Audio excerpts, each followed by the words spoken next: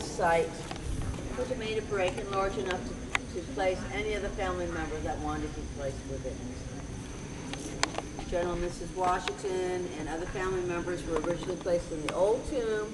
This tomb was completed in 1831, and that was when everyone from the old tomb,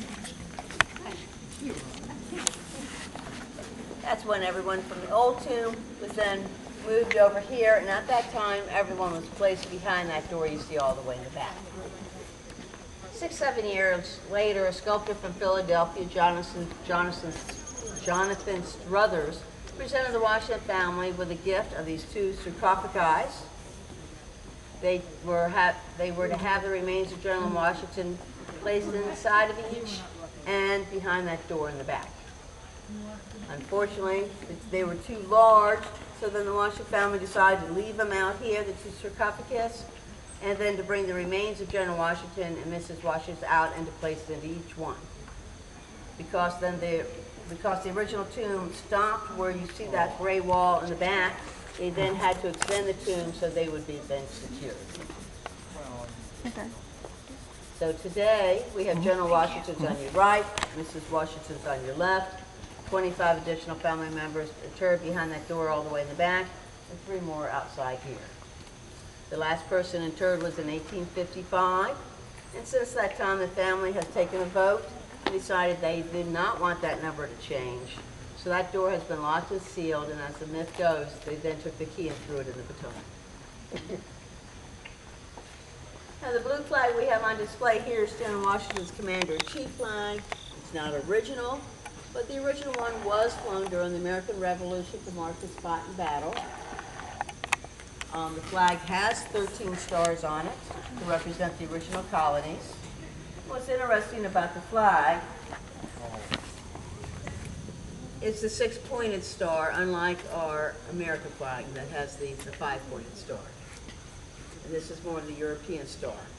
And I like to believe it's because our country was in transition. Now the 2 markers that we have out here, there's no remains with them.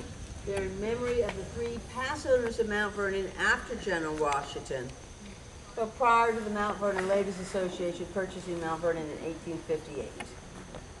The first owner was General Washington first wanted to pass Mount Vernon to John Washington, his brother, but he had passed 2 years prior to General Washington. But he did marry Hannah Bushrod, and they had children, the first one being Bushrod, and that's who received Mount Vernon first. He had married Anna Blackburn. They had no children, but his brother Corbin did have children. And since he passed, he then helped raise those children, with one of them being John Washington II, that then married and then had a son, John Washington III. And he is the one that sold Mount Vernon to the Ladies Association. He had been trying to sell it to Congress, fortunately realizing that the home needed to be preserved, and unfortunately the case was that the family could not. It had become too expensive to maintain, and the crops were failing. It had become in such disrepair, they even had flag posts holding up the piazza. When the Mount Vernon Ladies Association did purchase it in 1858, they purchased for the price of $200,000, which included the main mansion, the surrounding buildings, and 200 acres of land. Today, they still own it. No one else has owned it since that time, so which means there's no federal funds used here. It's all private funds and through your ticket sales.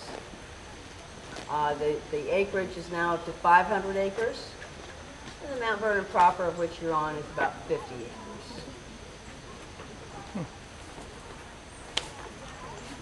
Does anyone have any questions I can help you out with? I'm glad the ladies did that. Thank you very much. Yeah, otherwise They have worked very hard to maintain it and to collect a lot of the items that you do see in the house, because we have about 40% of the furnishings are original to General Washington home, and about 50% of the artwork. And they actually were the ones that really somewhat set the benchmark for historical homes, is the Mount Vernon Ladies. believe up to that point, I don't think we had any historical homes. Is there a reason you can't go there? Oh, you're welcome.